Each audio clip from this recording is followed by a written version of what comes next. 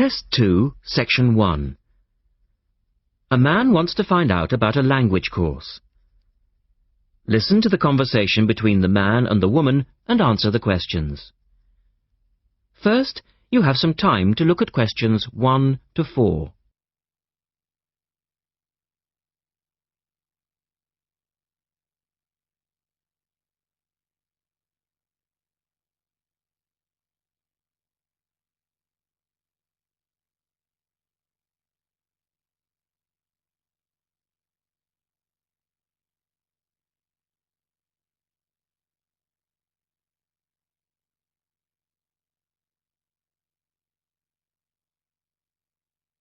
Now we shall begin. You should answer the questions as you listen, because you will not hear the recording a second time. Listen carefully and answer questions 1 to 4.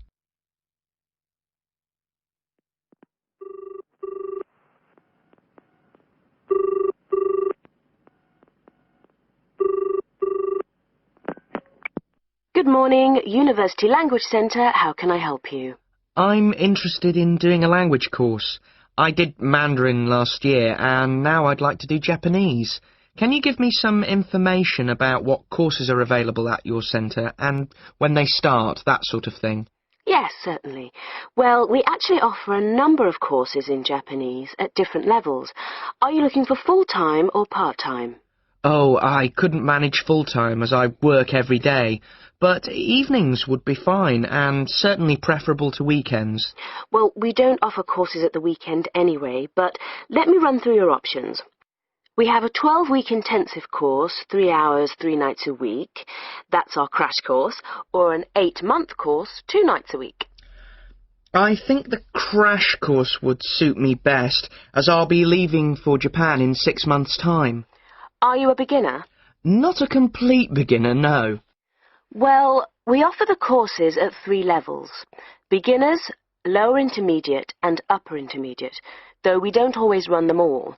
It depends very much on demand. I'd probably be at the lower intermediate level, as I did some Japanese at school, but that was ages ago. Right. Well, the next Level 2 course begins on Monday the 12th of September. There are still some places on that one. Otherwise, you'd have to wait until January or March.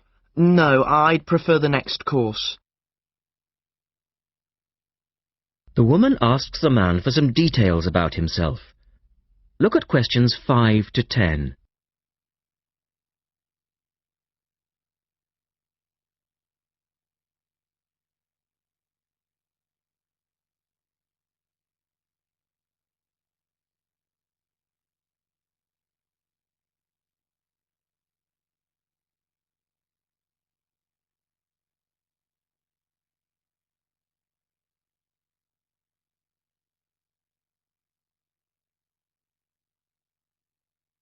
Now listen to their conversation and complete the form.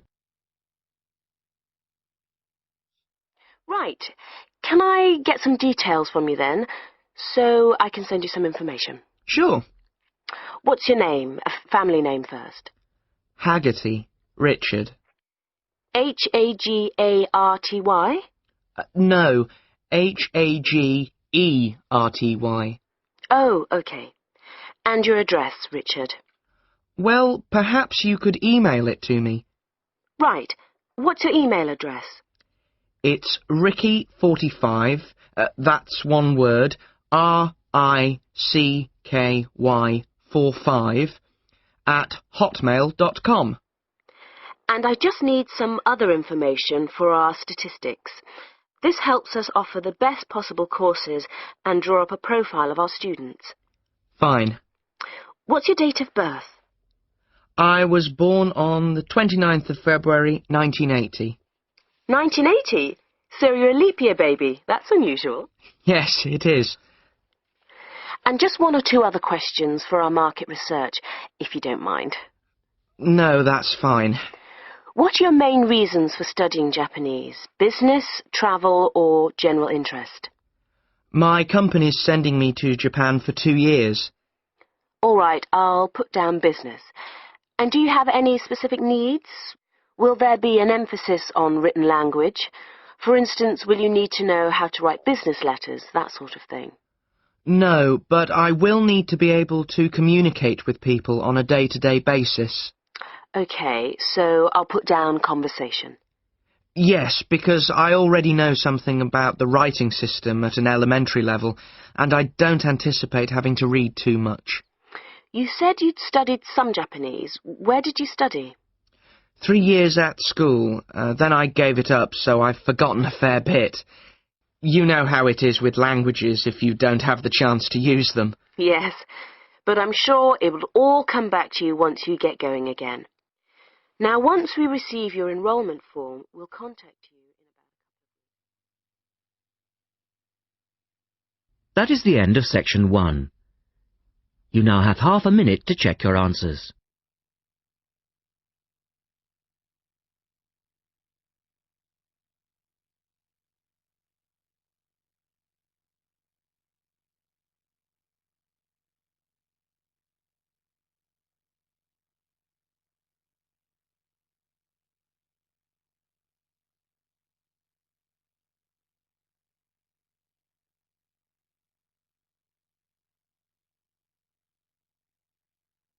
Now turn to section 2.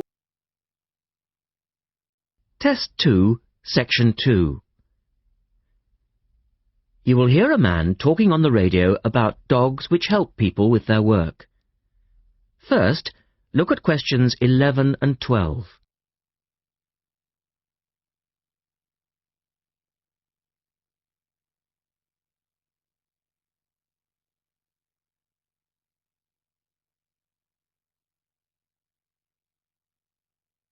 As you listen to the first part of the talk, answer questions 11 and 12.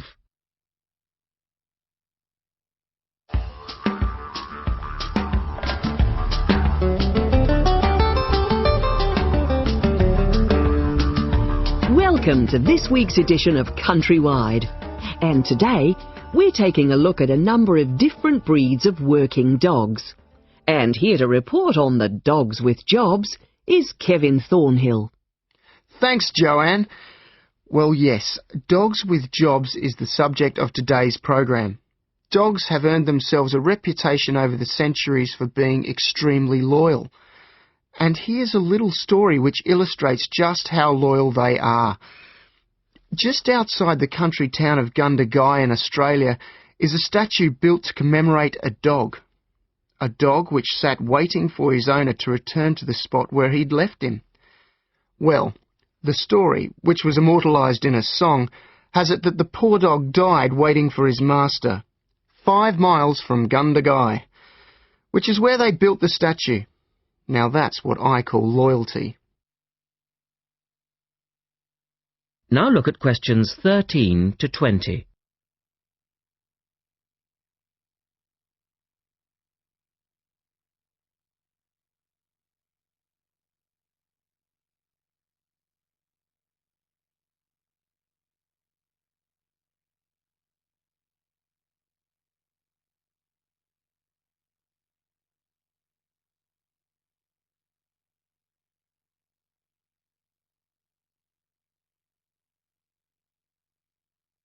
As the talk continues, complete the table for questions 13 to 20. Well, because of their loyalty and also their ability to learn practical skills, dogs can be trained to do a number of very valuable jobs. Perhaps the most well-known of working dogs is the Border Collie sheepdog. Sheepdogs which work in unison with their masters need to be smart and obedient, with a natural ability to herd sheep. Some farmers say that their dogs are so smart that they not only herd sheep, they can count them too. Another much-loved working dog is the guide dog, trained to work with the blind. Guide dogs, usually Labradors, need to be confident enough to lead their owner through traffic and crowds, but they must also be of a gentle nature. It costs a great deal of money to train a dog for this very valuable work, but the guide dog associations in the UK, America and Australia receive no government assistance, so all the money comes from donations. Another common breed of work dog is the German Shepherd. German Shepherds make excellent guard dogs and are also very appropriate as search and rescue dogs, working in disaster zones after earthquakes and avalanches. These dogs must be tough and courageous to cope with the arduous conditions of their work, and so that they can be sent anywhere in the world to assist in disaster relief operations, effective dogs and their trainers are now listed on an international database. When you arrive at an airport here, you may be greeted in the baggage hall by a detector dog, wearing a little red coat bearing the words "Quarantine." These dogs are trained to sniff out fresh fruit as well as meat, and even live animals hidden in people's bags. In order to be effective, a good detector dog must have an enormous food drive. In other words, they must really love their food. At Sydney Airport, where there are 10 detector dogs working full-time, they stop about 80 people a month trying to bring illegal goods into the country. And according to their trainers, they very rarely get it wrong. Another famous working dog is the husky. Huskies, which originally came from Siberia, have been used for decades as a means of transport on snow, particularly in Antarctica where they have played an important role. Huskies are well adapted to harsh conditions and they enjoy working in a team. But the huskies have all left Antarctica now because the international treaty prohibits their use in the territory as they are not native animals. Many people were sad to see the dogs leave Antarctica, as they had been vital to the early expeditions and earned their place in history along with the explorers. That is the end of section 2. You now have half a minute to check your answers.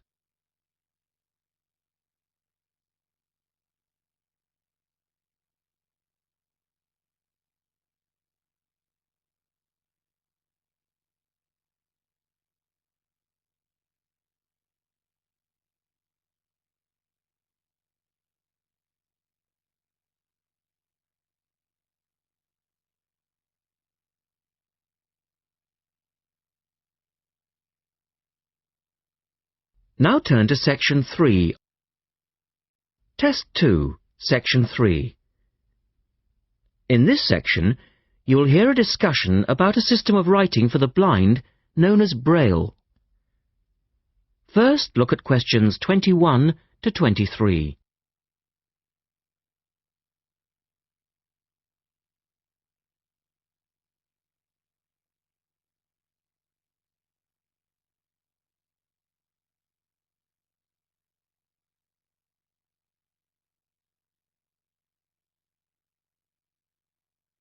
Now listen to the first part of the discussion and complete the notes for questions 21 to 23.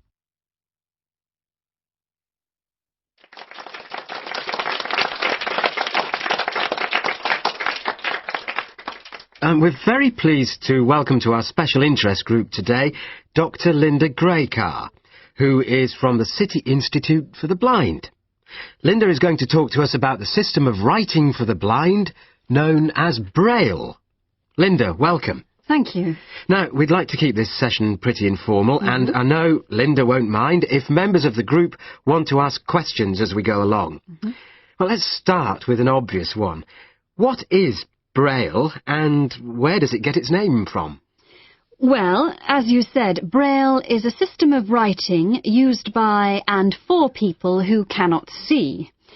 It gets its name from the man who invented it, the Frenchman Louis Braille, who lived in the early 19th century. Was Louis Braille actually blind himself?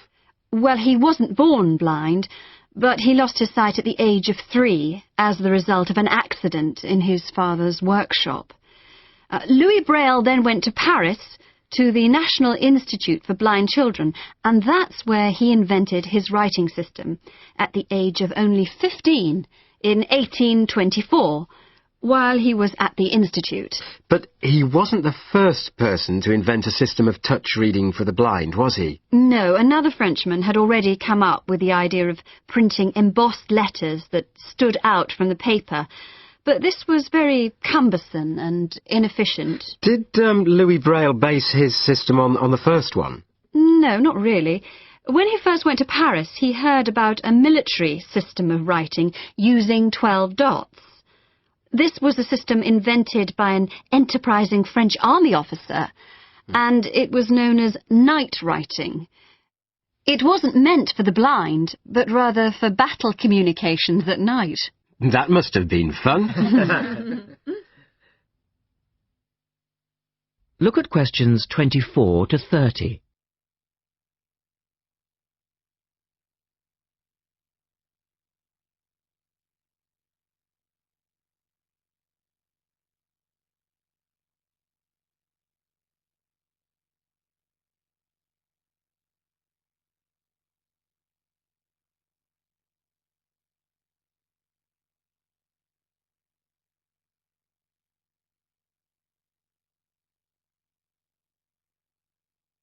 Listen carefully and answer questions 24 to 30. Anyway, Braille took this system as a starting point, but instead of using the 12 dots, which night writing used, he cut the number of dots in half and developed a 6-dot system. Can you give us a little more information about how it works? Well, it's a system of touch reading, which uses an arrangement of raised dots called a cell. Braille numbered the dot positions 1, 2, 3 downward on the left and 4, 5, 6 downward on the right. The letters of the alphabet are then formed by using different combinations of these dots. Yes? So, is the writing system based on the alphabet with each word being individually spelled out? Well, it's not quite that simple, I'm afraid. For instance, the first 10 letters of the alphabet are formed using dots 1, 2, 4 and 5. But Braille also has its own short forms for common words. For example, B for the word but and H for have. There are many other contractions like this. So you spell out most words letter by letter, but you use short forms for common words? Yes. Though I think that makes it sound a little easier than it actually is. And was it immediately accepted? I mean, did it catch on straight away? Well, yes and no. It was immediately accepted and used by Braille's fellow students at the school, but the system was not officially adopted until 1854, 2 years after Braille's death. So official acceptance was slow in coming. I suppose it works for all languages which use the Roman alphabet. Yes, it does, with adaptations, of course. Can it be written by hand, or do you need a machine to produce Braille? Well, you can write it by hand onto paper with a device called a slate and stylus. But the trick is that you have to write backwards, from right to left, so that when you turn your sheet over, the dots face upwards and can be read like English from left to right. Oh, I see. But these days, you'd probably use a Braille writing machine, which is a lot easier. And tell us, Linda, is Braille used in other ways, other than for reading text? Yes, indeed. In addition to the literary Braille code, as it's known, which of course includes English and French, there are other codes. For instance, in 1965, they created a form of Braille for mathematics. I can't imagine trying to do maths in Braille. Yes, that does sound difficult, I agree. And there's also a version for scientific notation. Oh, and yes, I almost forgot. There is now a version for music notation as well. Well, thanks, Linda. That was most interesting. Now, does anyone have any last questions? Yes. Roughly how long does it take to learn to read Braille? Can you do it in a day? That is the end of section 2. You now have half a minute to check your answers.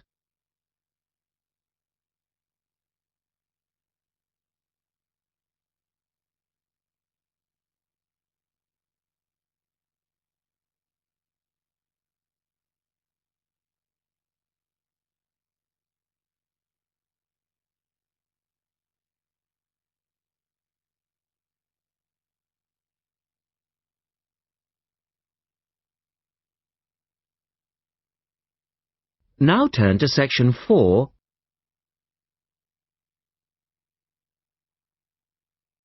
Test 2, Section 4. You will hear a talk about memory in babies and young children. First, you have some time to look at questions 31 to 35.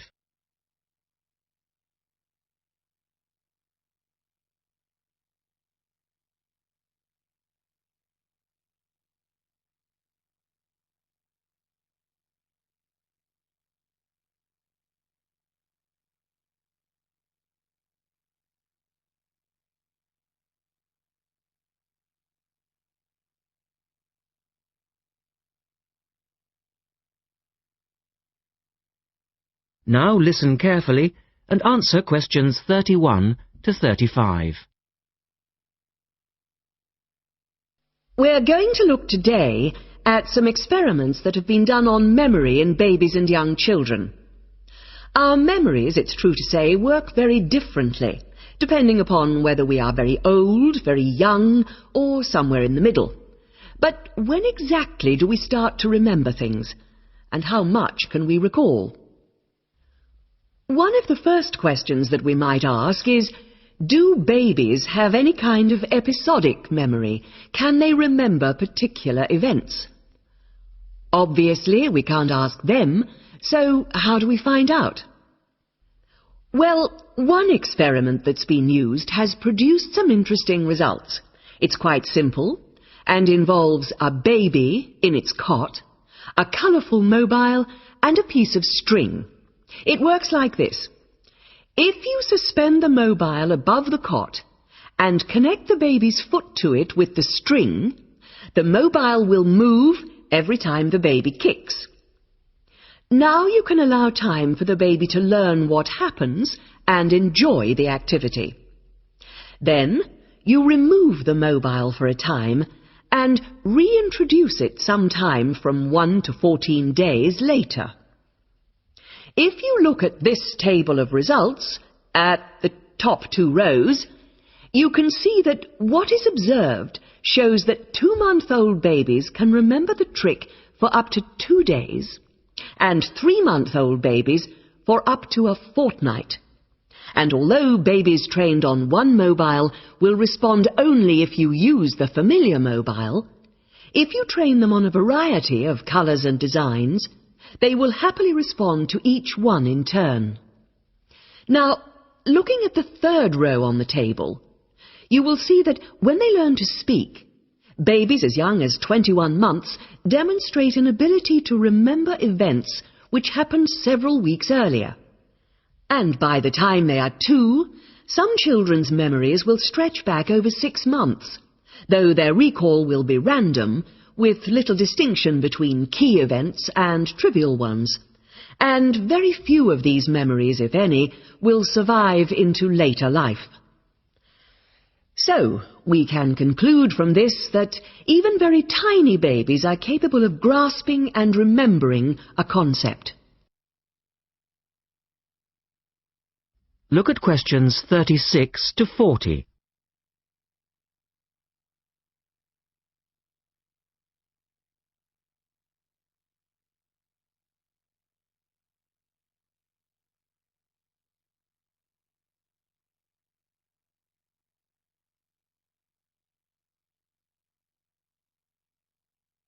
Now answer questions 36 to 40. So, how is it that young infants can suddenly remember for a considerably longer period of time? Well, one theory accounting for all of this, and this relates to the next question we might ask, is that memory develops with language. Very young children with limited vocabularies are not good at organizing their thoughts. Though they may be capable of storing memories, do they have the ability to retrieve them? One expert has suggested an analogy with books on a library shelf. With infants, he says, it's as if early books are hard to find because they were acquired before the cataloguing system was developed. But even older children forget far more quickly than adults do.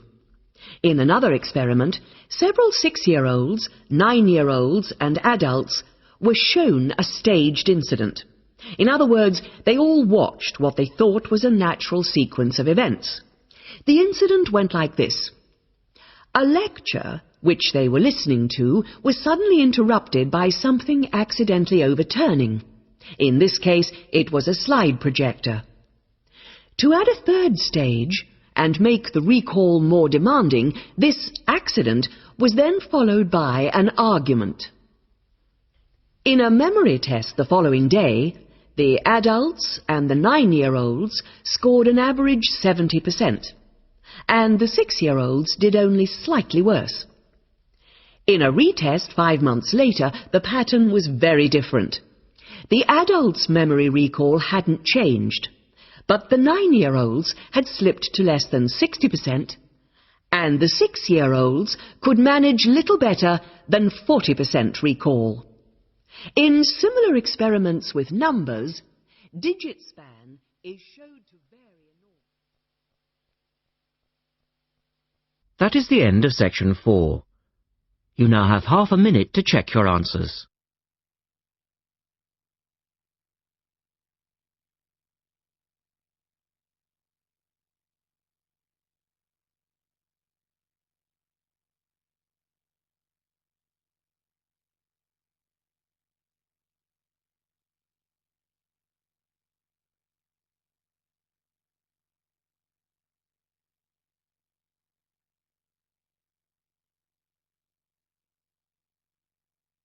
That is the end of the listening test. At the end of the real test, you will have 10 minutes to transfer your answers to the listening answer sheet.